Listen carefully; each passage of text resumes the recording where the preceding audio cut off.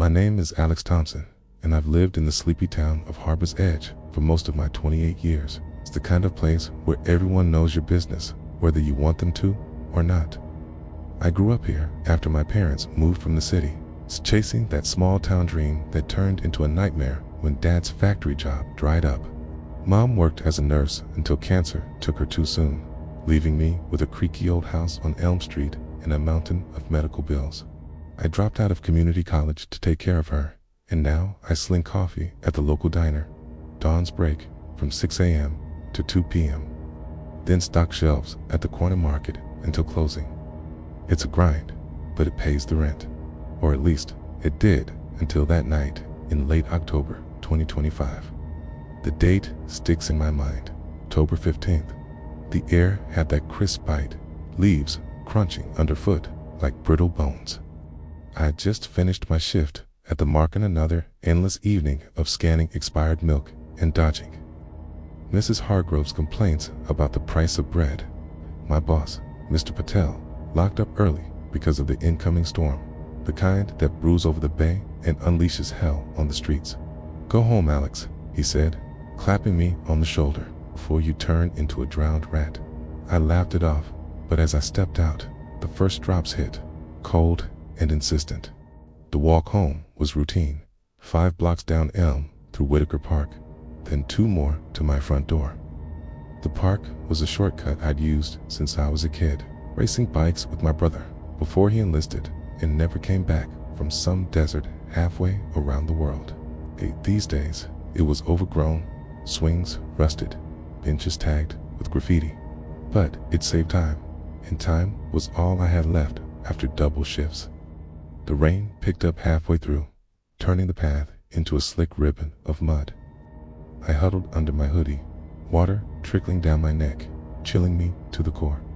My heart was already thumping from the cold, but then I saw him. Under the massive oak tree at the park's edge, the one locals called the hanging tree for some old legend about a suicide back in the 20s, he stood motionless, tall, broad-shouldered, in a raincoat that blended with the shadows, hood pulled low. No umbrella, no movement, just ... There, a shiver ran through me, not just from the rain. Who stands in a downpour like that? I quickened my pace, splashing through puddles, my pulse picking up like a drumbeat in my ears. Thump, thump, thump. Don't look back, I told myself. It's probably just a jogger caught out, or someone walking their dog. But no dog, no motion. As I neared the park's exit, I heard it. Footsteps, soft at first, sinking with mine. Splash, splash, closer. My breath hitched, a palpitation fluttering in my chest like a trapped bird. I glanced over my shoulder. He was following, 20 feet back. Gait, unhurried, but purposeful.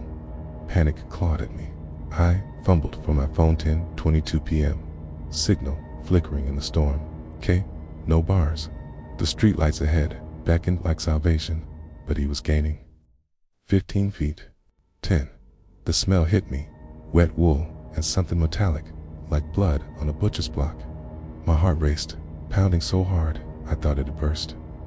"Hey," he called, voice gravelly, cutting through the rain. "You dropped something." I stopped dead, breath ragged. Dropped. I checked my pockets, wallet, keys, phone. Nothing loose. But curiosity or stupidity made me turn.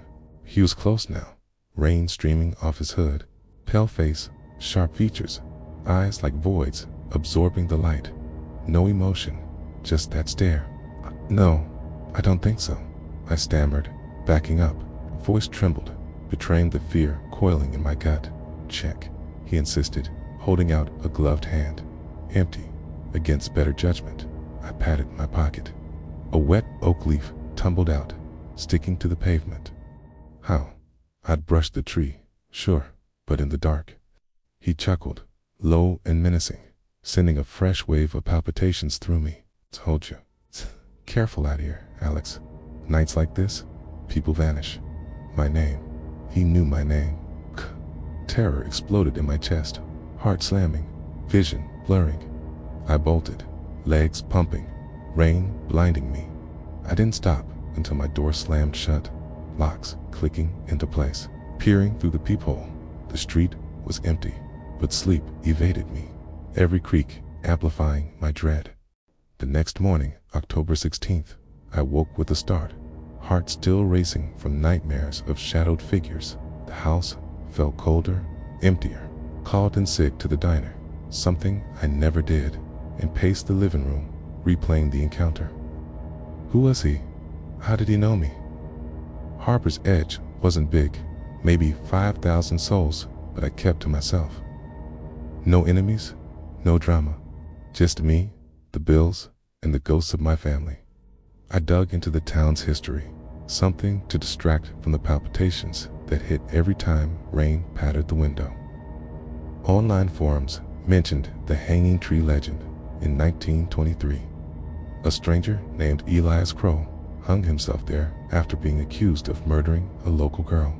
Crowe was a drifter, tall, in a dark coat, who knew things he shouldn't name. Secrets.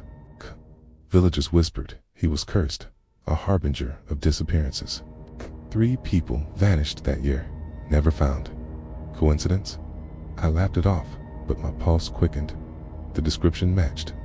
That afternoon, I visited the library, heart thudding as I asked Mrs. Linden about old records.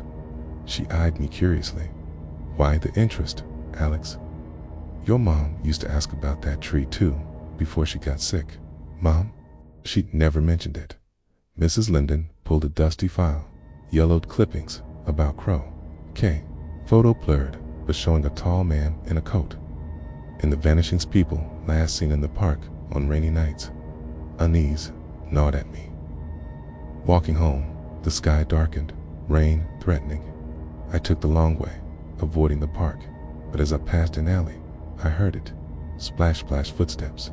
I spun nothing, but my heart palpitated wildly, chest tight. At home, a note waited under my door. You dropped something again. It's taped inside. Another leaf. I burned it, flames dancing like accusing eyes. Who was doing this? Was it him? That night, the storm hit hard. I bolted the doors, but sleep brought dreams of Crowe, his voice whispering my name. I woke, sweating, heart racing, to a knock at the door. 2:17 a.m., the peephole showed nothing, but on the mat, a wet glove, smelling of earth and decay. By October 20th, paranoia consumed me. I'd quit the market shift, sticking to daylight hours at the diner. Friends, what few I had noticed. You look like hell, Alex, my coworker Sarah said, pouring coffee with a concerned frown. I brushed it off, but inside, tension built like a storm cloud. Every raindrop triggered palpitations, my heart skipping beats, breath shallow. I confided in my uncle, the only family left, over the phone. Sounds like a prank, he grunted. Or maybe that old crow tale spooking you. But he paused. Your mom? She saw someone like that before she died. Tall guy in the rain, watching the house. I thought it was her meds. Mom, the revelation hit like a punch. She'd mentioned shadows in her final days, but I chalked it up to delirium. Now, doubt festered. That evening, rain lashed the windows as I walked to Sarah's for dinner safety in numbers. Halfway there, he appeared, across the street, under a lamppost, raincoat glistening. He waved, slow and deliberate. My heart hammered, vision spotting. I ran, bursting into Sarah's, gasping. You okay? She asked, eyes wide. Someone's following me, I blurted, words tumbling out. We called the police. Officer Ramirez took my statement, skeptical. No description, could be anyone, but he promised a patrol. That night, at home alone, the power flickered. Splash, splash from the backyard. I grabbed a flashlight, heart pounding, erratically palpitations, so intense I clutched my chest. Through the window, him standing in the rain, face upturned, eyes locked on mine. Alex, he mouthed, check your pocket. I did. Another leaf, and a photo faded of Mom Young with a tall man in a coat. On the back, she dropped something too. Kara escalated. Who was he? A relative? A ghost? I barricaded the door, spent the night in fetal position, pulse racing like a freight train. October 25th, the eve of the storm's peak. Tension coiled, unbearable. I hadn't slept in days, palpitations constant, like my heart was trying to escape. I researched more. Crowe wasn't hanged for murder. He was the vanished one, body never found. But legend said he returned on rainy nights, collecting souls who dropped parts of themselves, memories, secrets. Desperate, I confronted the park that night, umbrella in hand, heart thundering. Rain poured, wind howling. Under the oak, he waited. "Elias," I shouted, voice breaking. He stepped forward, hood falling back, face like the photo timeless, pale. "You know my name now," he rasped. "Your mother did too. She dropped her locket here years ago. I kept it safe." He held it out, Mom's locket, the one lost before her illness. My hand shook as I took it. "What do you want?" Chewy whispered. "To remember." She joined. I ran, but he followed, footsteps merging with my frantic heartbeats. "Hey, at home." Doors locked. He knocked. "Open, Alex. You've dropped your life." The knocking stopped at dawn, but outside, leaves scattered like warnings. I know he's waiting. The rain never stops. In my heart, Tate, echoing his steps. Forever. October 26, 2025. The rain hadn't stopped since last night. A relentless drumming that seemed to pulse in time with my heartbeat. I hadn't slept. Couldn't. Not with Mom's locket sitting on my kitchen table like a cursed relic. Its silver surface was tarnished, the clasp stiff, but inside was the same photo I'd seen as a kid. Mom and Dad, young and smiling, before the world broke them. How had he gotten it? Elias Crowe, or whatever he was, had held it in his gloved hand, his voice slithering through my skull. "She dropped her locket here years ago. I kept it safe." The words looped endlessly, each repetition tightening the vice around my chest. My heart hadn't stopped its erratic dance, palpitations fluttering like moth wings, sharp and irregular every time I thought of him. Thump, thump, skip, thump. I pressed my palm to my sternum, willing it to calm, but it wouldn't listen. Harbor's Edge felt smaller now, claustrophobic, like the town itself was complicit in whatever was stalking me. The house creaked under the storm's assault, its old wood groaning as if it knew something I didn't. I'd locked every door, wedged a chair under the knob, and drawn every curtain, but the windows rattled like they were begging to let him in. The locket sat there, accusing, and beside it, it's a photo from the last encounter, the one of Mom with a tall man in a coat, his face blurred but unmistakable. I hadn't told anyone about it, not Sarah, not Uncle Ray. How could I? Hey, a ghost who knows my name is leaving me creepy family heirlooms. Okay? They'd lock me up faster than you could say paranoid delusion. Okay?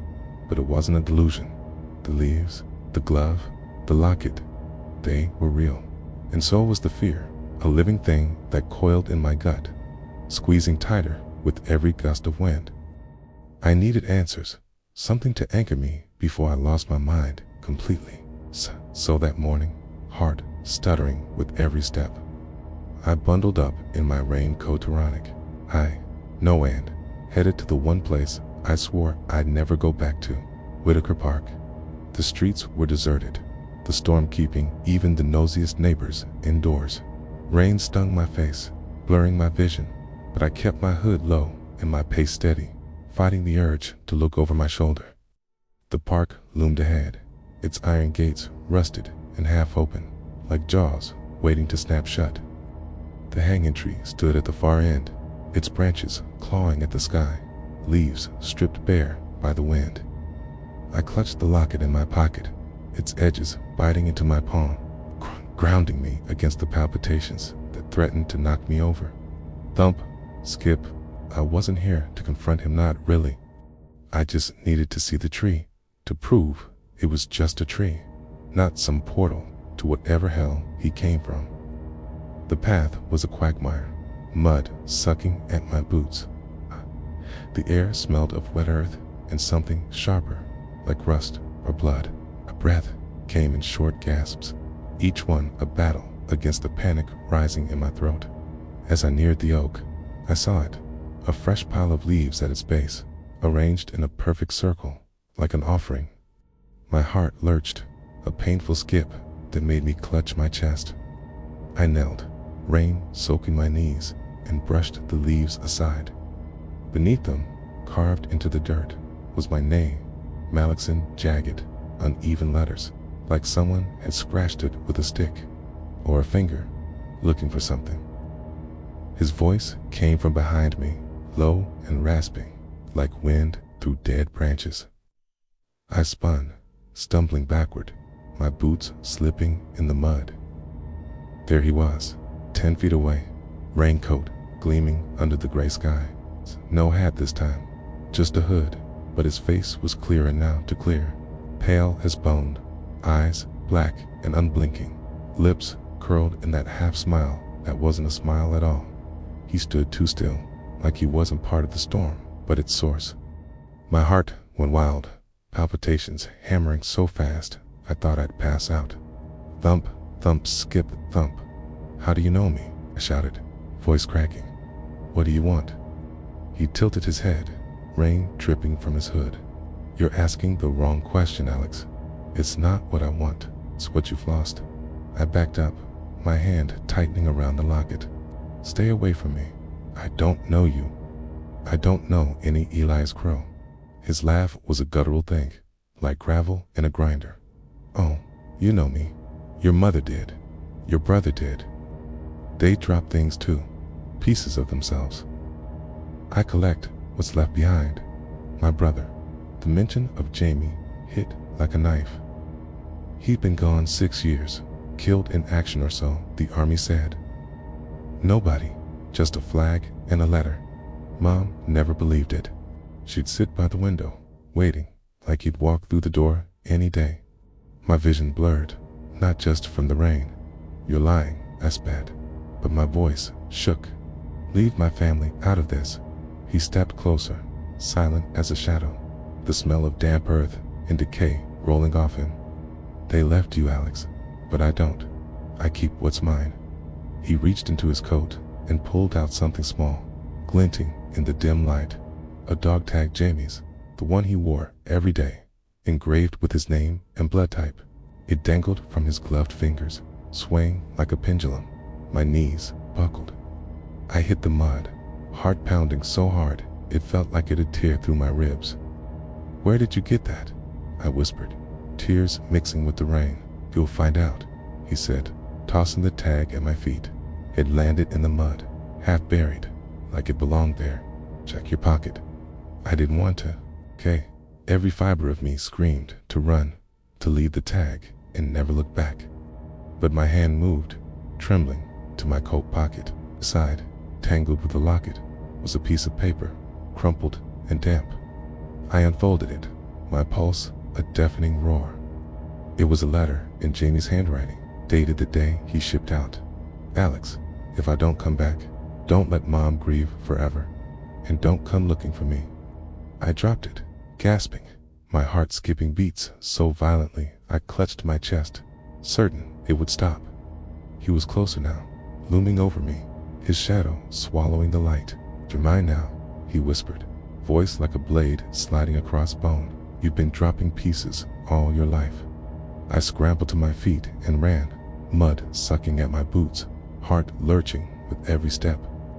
The park blurred past, trees, and swung a smear of gray. I didn't stop until I was back in town, lungs burning, palpitations so intense I leaned against a lamppost, gasping. The street was empty, but I felt his presence like a weight on my back. At home, I locked the doors, taped the windows shut with duct tape, and shoved the locket and dog tag into a drawer. But the house wasn't safe anymore. That night, as the storm raged, I heard it, splash, splash, slow and deliberate, circling the house. I sat on the couch, knife in hand, heart hammering erratically, waiting for the knock that never came. The next morning, October 27th, I found it on the porch, a single muddy footprint. Too large, too deep, like it had been pressed there with purpose. And beside it, another note: you can't run from what you've lost. My heart skipped again, a painful stutter, and I knew he was right. He wasn't just following me, he was claiming me, piece by piece, and I didn't know how to stop him.